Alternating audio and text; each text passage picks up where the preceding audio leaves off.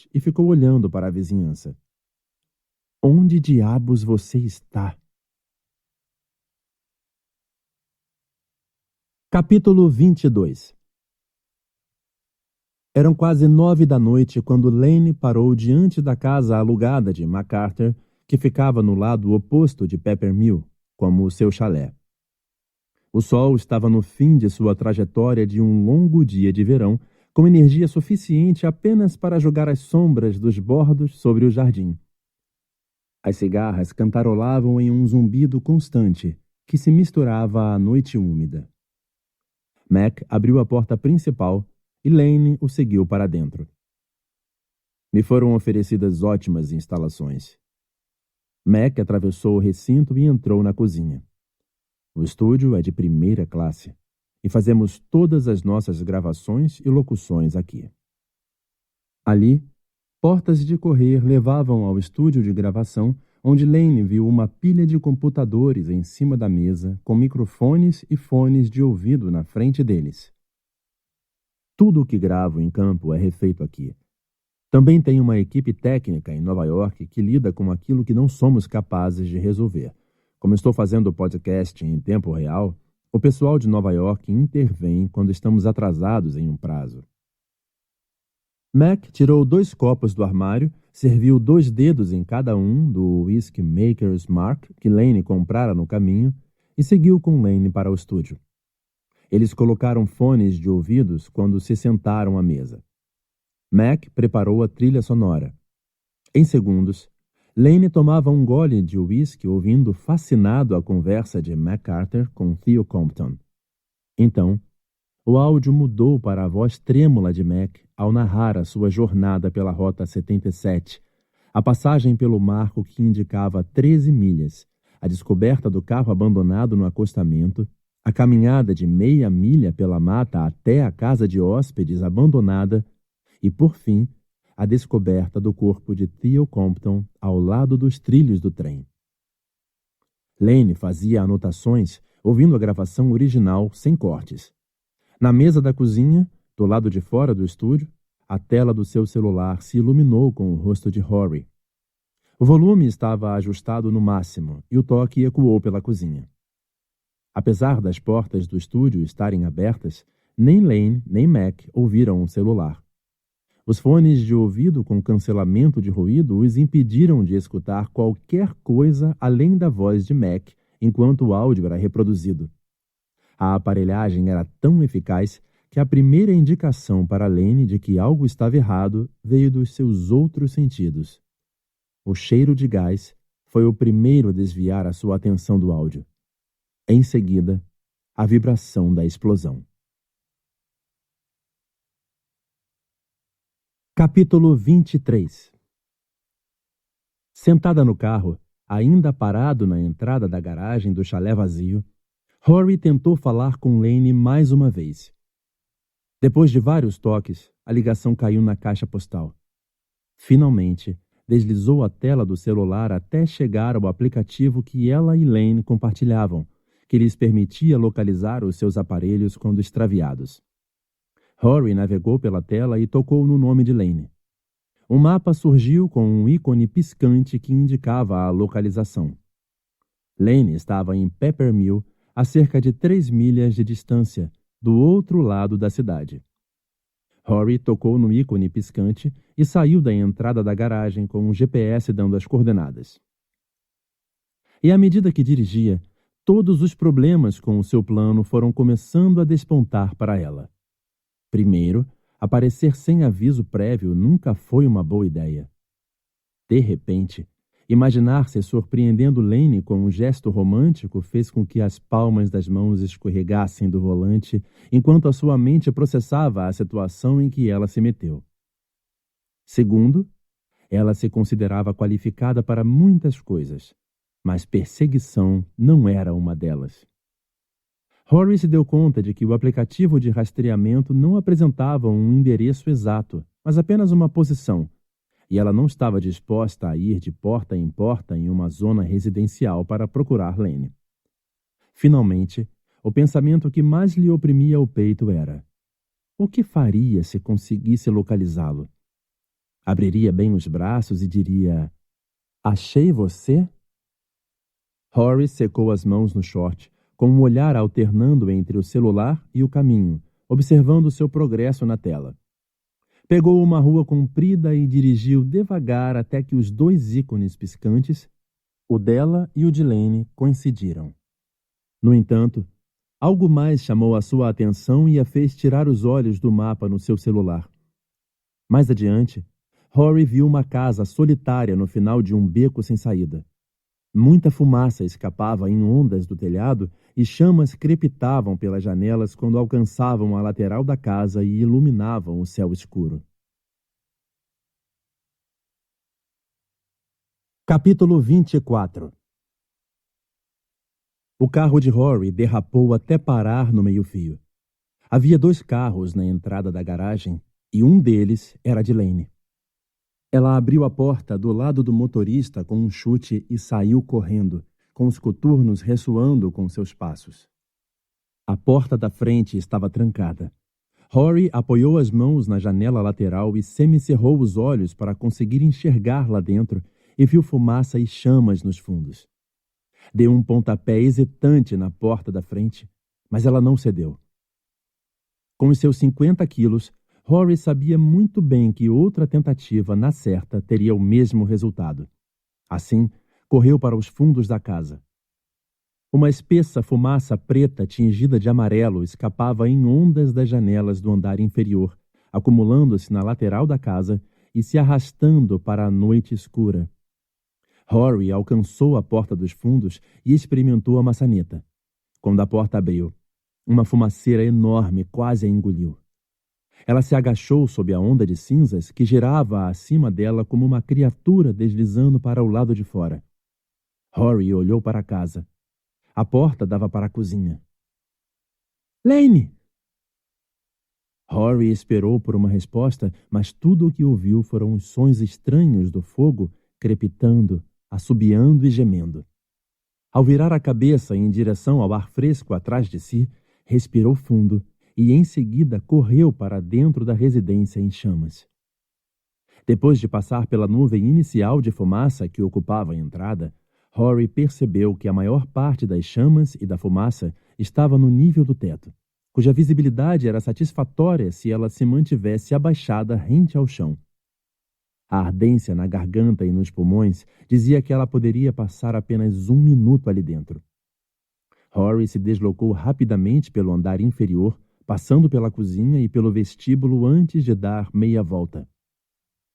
A porta dos fundos aberta e a liberdade que prometia eram um bote salva-vidas do qual ela não queria se afastar muito. No caminho de volta para a cozinha, Rory avistou as portas de correr à sua direita. Através da fumaça e da bruma, achou ter visto uma forma no piso. Os seus pulmões ardiam e os seus olhos jorravam lágrimas. Ela levantou a camiseta e colocou o tecido sobre a boca.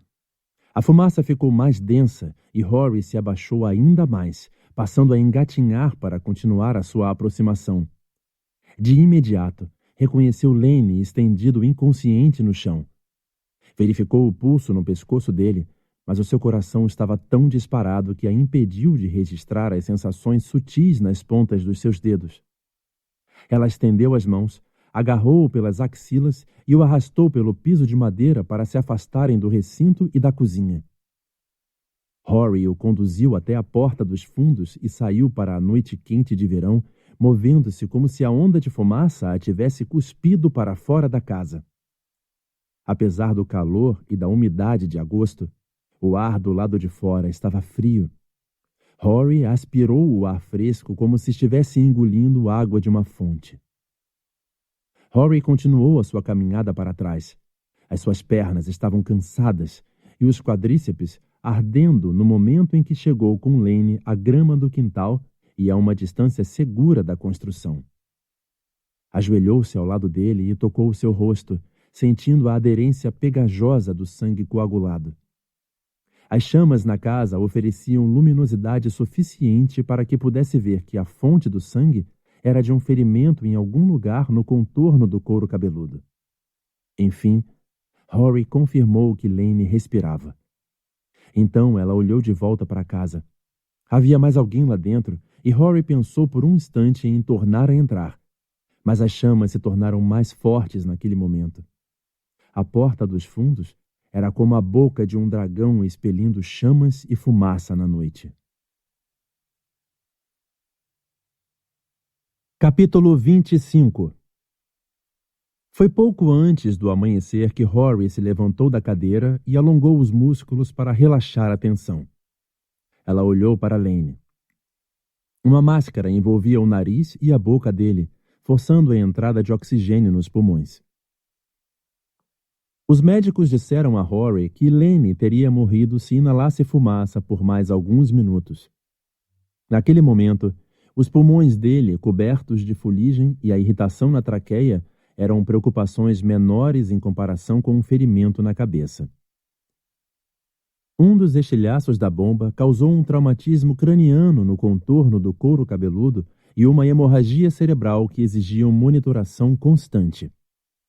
Os médicos se mantinham em vigília para garantir que o inchaço diminuísse e o sangue fosse reabsorvido antes que considerassem o paciente fora de perigo. Alguns dias, provavelmente.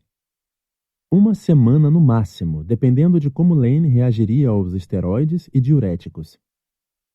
Rory passou a noite toda pensando no que poderia ter acontecido se não tivesse vindo de Chicago. Uma onda de egoísmo tomou conta dela, produzindo uma coceira e a pondo desconfortável durante as horas solitárias da noite, ao considerar como a morte de Lane a deixaria sozinha de verdade neste mundo. Uma batida leve na porta a afastou das suas emoções. Ao erguer a cabeça, Rory deparou com uma mulher parada na entrada. — Oi? A mulher a cumprimentou. — Não quero te incomodar. Rory levou a mão na direção dos óculos, mas lembrou que os tirara antes quando se sentou ao lado de Lane. Assim, passou a mão pelo cabelo, desejando ter o gorro de malha para protegê-la. — Sou Ryder Hillier. Eu conhecia McCarter. Depois de o estado de Lane ser considerado estável, um policial uniformizado interrogara Rory sobre os acontecimentos. O policial, jovem e inexperiente, ticara todos os quadrados de um tipo de interrogatório formal e de primeiro nível, preciso de acordo com as regras e totalmente inútil em relação à coleta de informações relevantes. Porém, no processo, Rory ficou sabendo que o outro carro na entrada da garagem da casa em chamas pertencia a McCarter e que tinha sido seu corpo que ela avistara na casa junto com Lane. Mac foi declarado morto no local. Rory relatou a sua decisão de não entrar de novo na casa por causa do calor, do fogo e da fumaça escapando em ondas pela porta dos fundos. O policial afirmou que ela fizera a coisa certa, embora Rory se consolasse pouco com isso. — Sinto muito pelo Sr. Carter, Rory disse. Eu era apenas uma conhecida. Não éramos próximos. Trabalhamos juntos de forma indireta no podcast dele. Sou jornalista. Ryder Hillier. De repente, Rory se lembrou do nome. Ela era jornalista especializada em crimes reais que postara na internet o vídeo do aluno morto na escola preparatória de Westmont, poucas horas depois de ele ter se jogado na frente de um trem. Rory notou que os olhos da mulher se moveram na direção de Lane. — Ele vai ficar bem? Rory assentiu com a cabeça. — Foi o que me disseram. Ouvi falar que o Dr. Phillips fora contratado pelo podcast para oferecer sua perícia em mentes criminosas. Rory focou o olhar em algum lugar acima da cabeça de Ryder e não respondeu. Não tenho certeza de quanto você sabe a respeito do podcast em que McCarter vinha trabalhando. Ryder prosseguiu. Mas essa explosão, a morte dele, é tudo muito suspeito. Atrás de Ryder Hillier apareceram dois homens. Por seus ternos e suas expressões, Rory sabia que eram detetives. — Com licença. Um deles disse. — Estamos aqui para conversar com o Dr. Phillips. — Já estou indo. Ryder também parecia saber que se tratava de policiais, e Rory percebeu nos olhos da mulher uma súbita vontade de escapar dali. Ryder entregou um cartão de visita a Rory como uma advogada de porta de cadeia.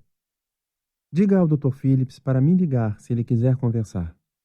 Com o cartão na mão, Rory viu Ryder sumir passando pelos detetives. Então, abriu a sua mochila, enfiou o cartão em uma fenda no bolso da frente, pegou os óculos e os colocou no rosto. Ao empurrá-los para o alto do nariz, sentiu-se um pouco mais invisível. Sou o detetive Ott. O homem mais velho se apresentou. Este é o meu parceiro, detetive Morris. Num instante, Rory os avaliou, com a sua mente disparando através das possibilidades, até que se decidiu por aquela que percebeu ser a mais precisa. Ott estava com cerca de 60 anos. A pele sob seus olhos pendia com uma combinação de idade avançada e experiência, e provavelmente muito álcool. A aposentadoria não iria demorar, e talvez ele tivesse ainda mais alguns bons anos pela frente. Morris era jovem, talvez 30 anos. Embora o seu rosto quase não mostrasse linhas de expressão, a sua carranca deixou claro para Rory que ele era o protegido ansioso demais para provar o seu valor. Rory Moore. Ela desviou o olhar. Como está o Dr. Phillips? Estável. Alguma inalação de fumaça e um ferimento desagradável na cabeça. Ele conseguiu falar?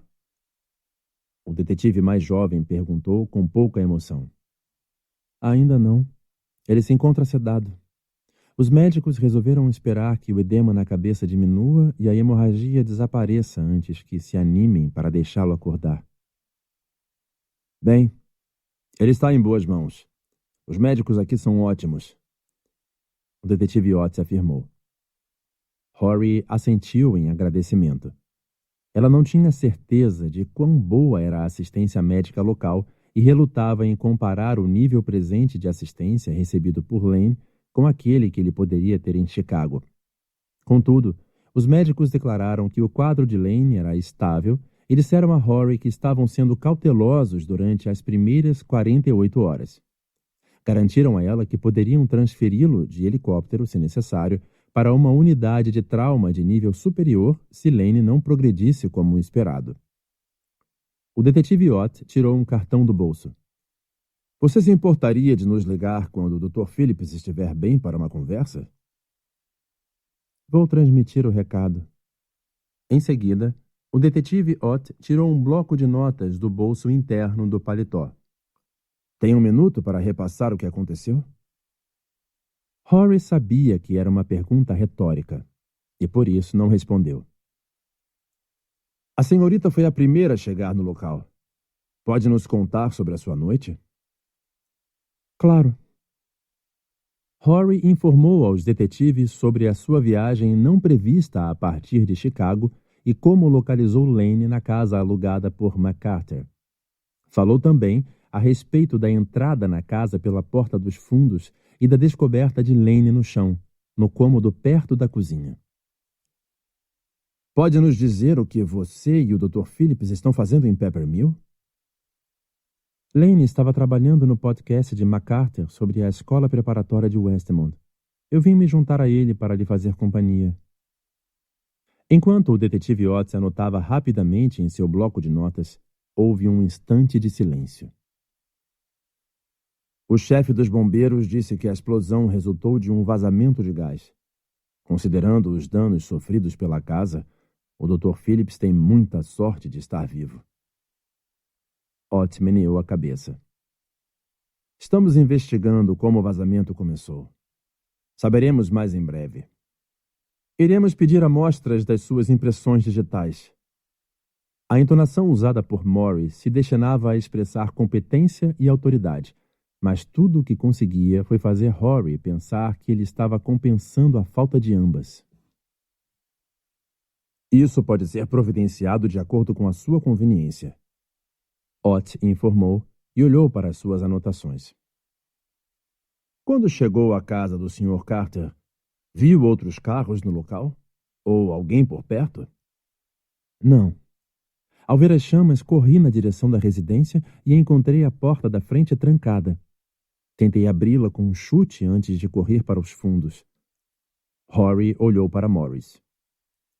Você na certa encontrará a marca da sola do meu sapato ali. Coturnos Madden Girl Eloise tamanho 37. Não há necessidade de chamar o pessoal da perícia para isso. Ott fez uma expressão de desaprovação ante o comentário de Rory. Os detetives passaram 10 minutos fazendo perguntas para Rory. Apesar de falar a verdade, ela sentiu uma coceira na região de cada um dos deltoides, logo abaixo dos ombros, implorando que Rory se coçasse e se arranhasse. Ela se recusou a fazê-lo. Não tinha nada a esconder, mas a sua mente não funcionava daquela maneira. Rory era desconfiada por natureza, e quando era ela que estava sendo interrogada, temia que os detetives interpretassem mal a sua linguagem corporal e considerassem a evitação do contato visual como um ardil. Onde ficará a senhorita Moore? Ott indagou por fim. Era uma boa pergunta, e Rory não tinha pensado naquilo até aquele momento. Acho que na casa alugada por Lane. Rory forneceu o endereço e o número do seu celular para os detetives. Depois da saída deles do quarto, ela se colocou ao lado da cama hospitalar. Exceto por um sono irregular na cadeira de cabeceira, ela estava acordada havia quase 24 horas, desde que despertou em Miami depois do leilão.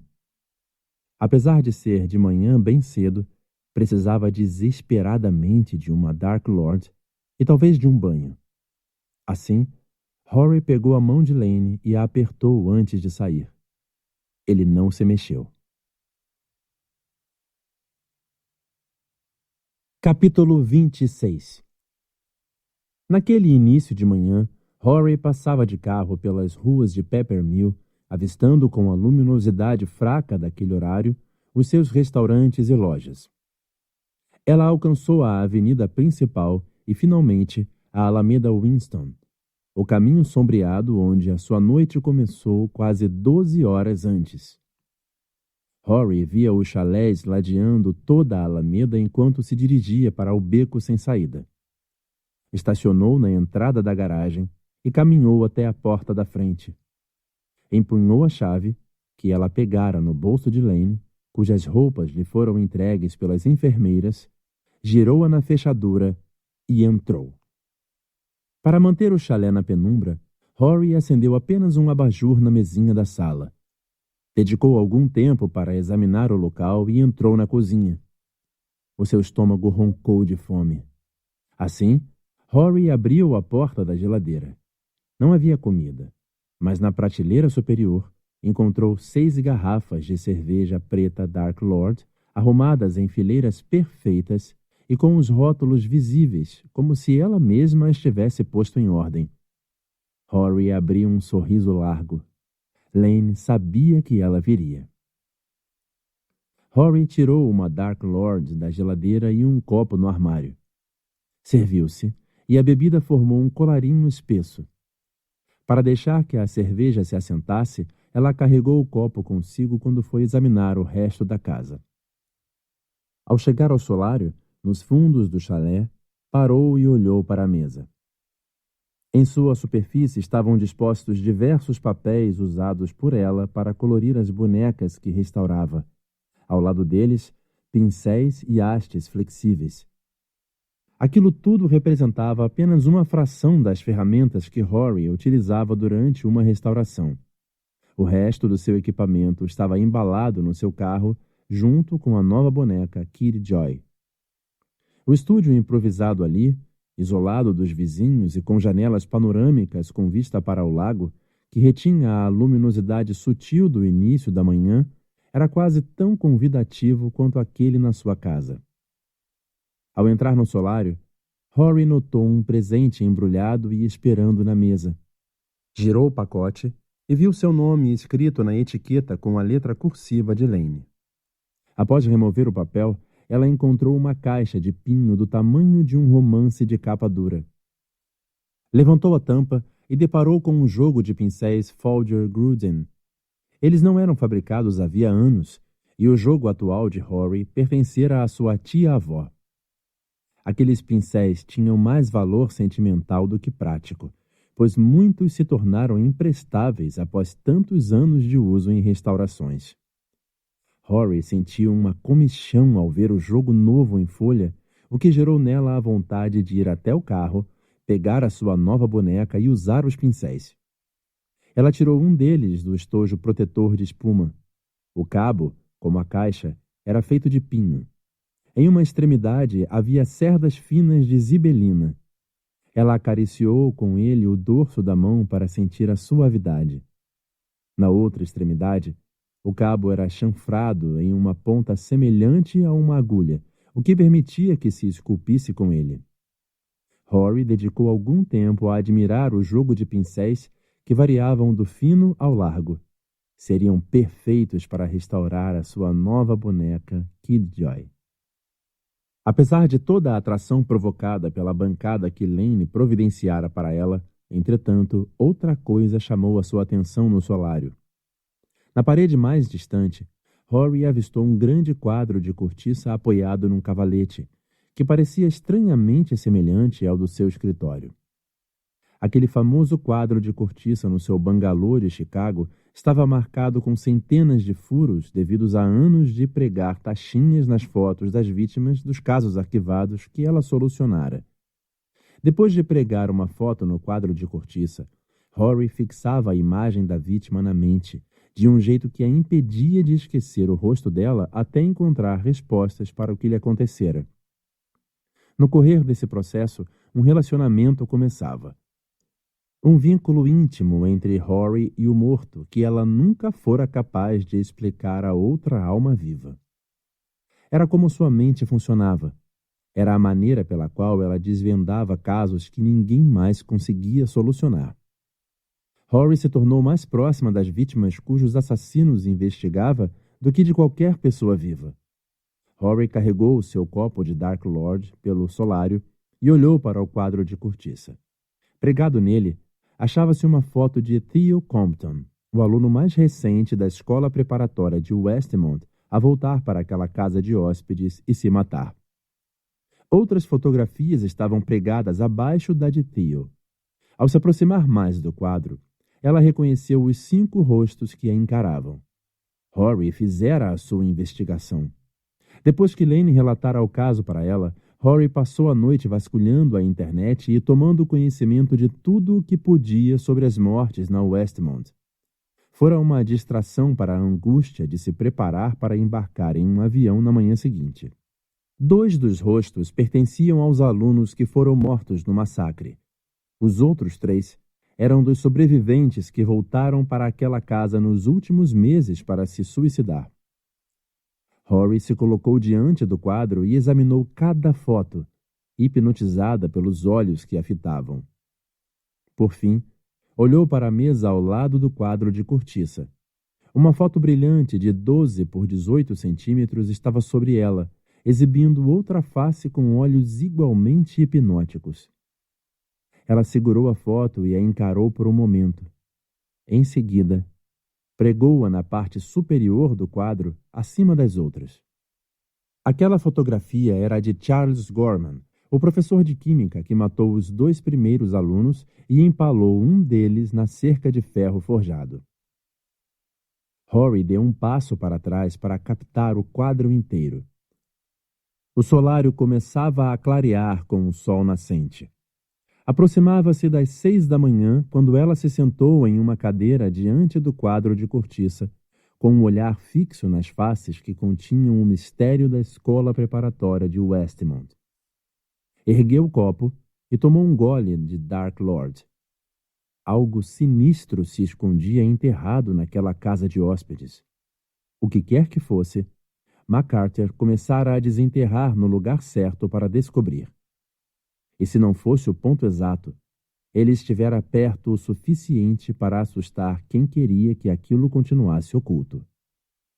A maior habilidade de Rory era a reconstituição de crimes, para encontrar a verdade escondida neles. Não só como aconteceram, mas por quê.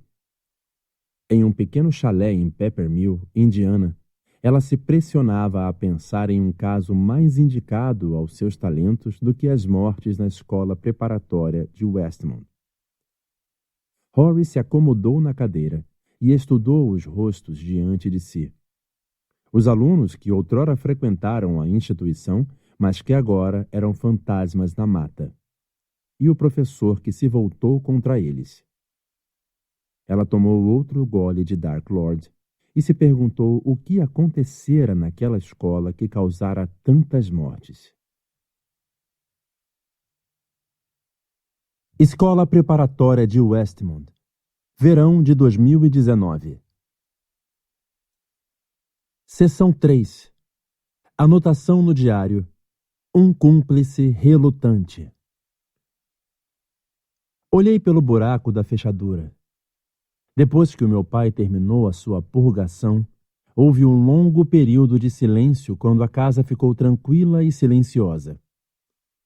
A visão através daquele buraco da fechadura só oferecia uma sala de jantar vazia e uma mesa sem nada em cima, já que o meu pai atirara tudo no chão. Pensei em sair do meu quarto. Queria correr para minha mãe e ter certeza de que ela estava segura. Pegar gelo para sua boca rachada. Eu já tinha feito isso antes e ela sempre me dizia o quanto me amava por causa disso. Mas o espancamento dessa noite foi diferente. O meu pai estava possuído de uma maneira como eu nunca vira antes. O poste de luz quebrado foi simplesmente um catalisador para um problema muito maior que ele queria tirar do seu organismo. Eu estava com medo de sair do meu quarto. Não tanto porque temia que ele me agredisse, mas porque temia que a minha mãe interviesse e tentasse impedi-lo. Ela fizera isso antes e o meu pai esvaziara nela o resto da sua raiva. Por mais difícil que fosse olhar pelo buraco da fechadura, outro nível de inadequação sempre se apoderava de mim quando eu o via espancá-la pessoalmente. Pelo buraco da fechadura, eu era anônimo. Lá fora, não. Lá fora, os olhos da minha mãe, vez ou outra, encontravam os meus no meio daquilo. Ao ficar impotente nas sombras durante aqueles momentos, eu me sentia menos do que um ser humano. Era melhor me manter atrás da porta fechada do meu quarto, olhar pelo meu portal e esperar. Finalmente, depois de 1 hora espiando pelo buraco da fechadura, vi o meu pai entrar na sala de estar. Ele parecia apressado ao pegar as coisas no chão e as reorganizar na mesa. Havia algo no seu maneirismo que eu não conseguia identificar. Algo a respeito dele que eu não reconhecia. Após terminar de limpar a bagunça, ele passou a andar de um lado para o outro. Aquela movimentação frenética, enfim, fez a minha ficha cair. Entendi o que parecia tão estranho. Ele estava tenso. Olá, querido ouvinte. Se você está gostando do conteúdo e quer ajudar a manter este canal ativo, há algumas maneiras simples de contribuir. Contribuições via Pix. Sua doação ajuda a comprar novos livros e manter o projeto funcionando. Cada valor, o menor que seja, faz uma grande diferença. Se você não puder contribuir financeiramente, o seu like já é uma enorme ajuda. Compartilhar o canal e deixe o seu feedback também ajuda a alcançar mais pessoas e garantir que mais audiolivros sejam produzidos com muito carinho. Esse projeto exige bastante tempo e dedicação, e seu apoio é fundamental para que possamos seguir em frente. Muito obrigado por fazer parte dessa jornada.